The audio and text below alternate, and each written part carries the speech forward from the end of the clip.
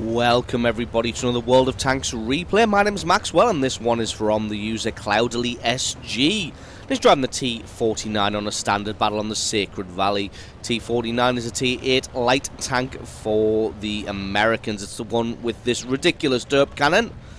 And as you can see, it has the 152mm high explosive, 910 average damage with 76 mils of penetration. But there aren't going to be many things that this thing is going to penetrate. More likely it will just do splash damage to almost anything that it hits. But gun has a ridiculously long aim time though, as you may see, and its dispersion when you traverse the turret sideways is fairly ridiculous. So this thing either has to aim for a very, very long time or be in very, very close when it opens fire. So Cloudily spots out a Type 49 and an AMX 1375 as he makes his way onto the hill. There's also a Panther 2 in the back there. Going to move forward to assist his Object 416. You may have noticed that the hill on this map was changed ever so slightly.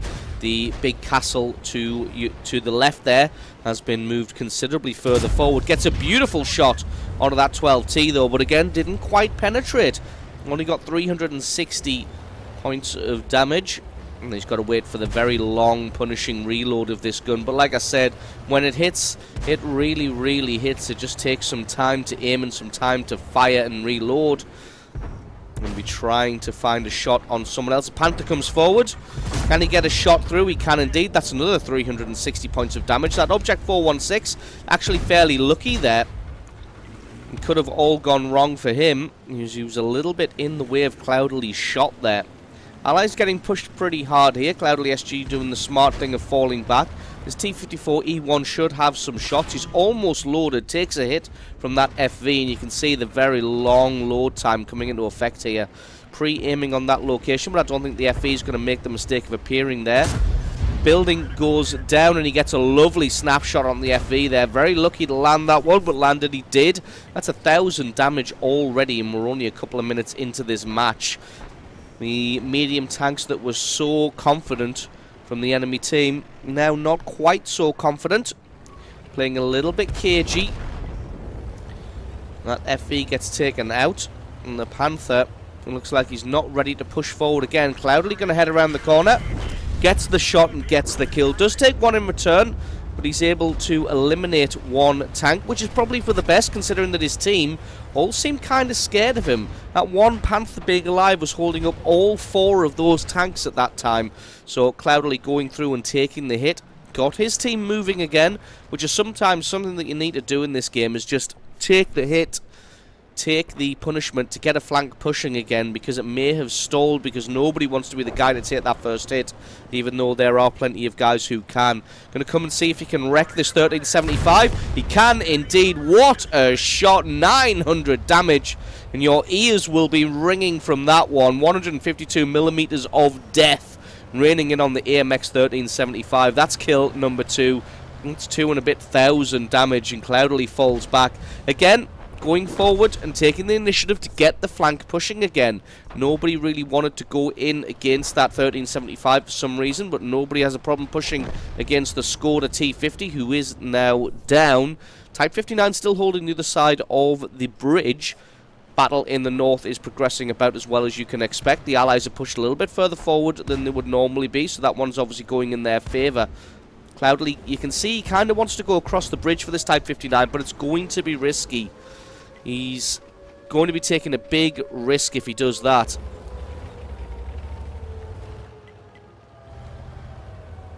And the base is now getting captured by a Super Pershing, but I think he may have just been travelling through on his way to find the artillery. And it may be about that time in the match when they head to go and find the enemy artillery. Type 59 sending some fire this way.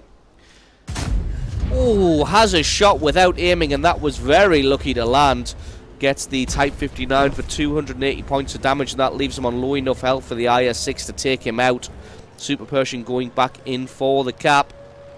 But you can see there is a Rheinmetall squaring off against the T71 here, and a Rheinmetall is going to be fodder for a T49. If the T49 can put a shell through his gun shield, then that is a guaranteed penetrating hit and a guaranteed 800 to 900 points of damage. He's going to try and sneak in behind this T71. so the Rheinmetall doesn't know that he's coming. There we go. The Rheinmetall comes around. He must know the type. Their T49 has been spotted. He starts to traverse his gun in this direction, but it's nowhere near quick enough. He gets the hit. 974 damage. That is kill number 3, and what a shot. Surprises the Rheinmetall there. He didn't have enough turret traverse to be able to get onto Cloudly in time, and that is a big mistake for him. It's going to take him about 5 minutes to aim on this Super Pershing if he doesn't decide to go in and get really, really close. That looks like it was a good shot to take, but the T54E1 could very easily have either been hit by mistake or at least caught in the explosion there. And I think Cloudly didn't really want to risk the team damage. Enemy in the north seem like they are pushing fairly strongly now, pushing back against the Allied tanks. And it looks like the base capture siren has now been jammed on. I wonder if we can turn that off by pausing the game and unpausing. Looks like we can't. So unfortunately we're going to be left with the air raid siren. Unless we can jump forward 20 seconds. Looks like that doesn't get rid of it either, so apologies for that. But as you can see, Cloudly and the T71 just heading for the enemy base here. Going to look for this S51 artillery piece.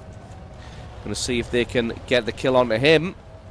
Try and even up the score a little. They are winning 10 kills to 9, so it's not exactly evening up the score. It's pulling themselves even further ahead. They are taking some fire now. T71 comes flying in, but Cloudly just says, nope, I'll have that damage. Takes him out for kill number 4. And as you can see, there are some enemy tanks coming back to defend the base. There's an Oho on this Panther 88. Panther 88 hasn't got fantastic armor, so if Cloudly can get him on the side or the lower plate, he could do some serious damage to him. However, the Oho is going to be a different beast altogether. He is going to be difficult to get any kind of damage onto, thanks to the thickness of that armor. Although the Allies are winning 12 kills to 10, this one is definitely not a foregone conclusion. The enemy team could very easily come back at this point, as 3 of the tanks left for the Allied team are light tanks. See the VK just staying in a low position there with himself and this T71 hiding in the bushes here, trying to find some damage onto somebody. T71 hasn't got very much health, so he's got to play it very, very carefully. Cloudly got a little bit more to play with. The VK2801 has fallen now. Looks like the Oho has turned around to go back now. Cloudly still trying to get a shot on him, but it looks like the terrain is just in the way, and they may have left it too long here, as this score is evened up now to 12 kills to 12. They've got the T54E1 and themselves, the T49, T71 left. T54E1 is squaring off against that T30. Not really sure how that battle is going. T30 last we saw him had 487 health. T54E1 I'm not sure, because he's out of render range. Looks like this Oho's now turned around and come back for the base. And like I said, these light tanks may just have left it a little bit too long. You can't really go for the base capture yet. We'll just speed this one up until we get back into some action. Panther 88 now appears. He goes for the T54E1. T54E1 takes him out. And the light tanks decide to progress and move forward against this Oho, going into the base to give this guy something to think about so that he can't just camp at the back. T54E1 is trying to flank around the back of this T30.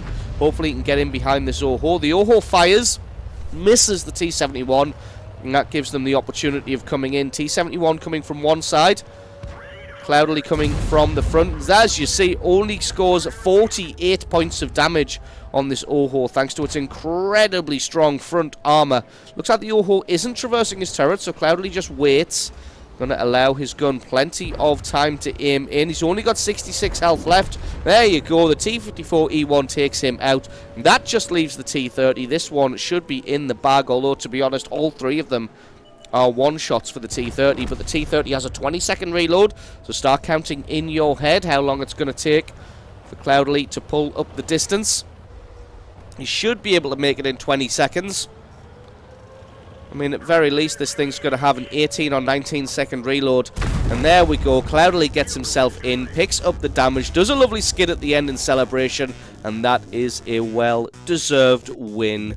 So awesome replay there by Cloudily SG, picking himself up 5 kills, a whole crap ton of damage, and securing that victory for his team. It was looking a little ropey there at the end, but they were able to pull out the victory with great teamwork and getting some awesome shots during that game as well. So thank you very much for sending that replay in. Don't forget, guys, if you've got yourself a great replay, send that into replay@screenreality.com. Link for that's in the description. I have been Maxwell, the Spin a Wall of Tanks replay, and I'll catch you guys next time.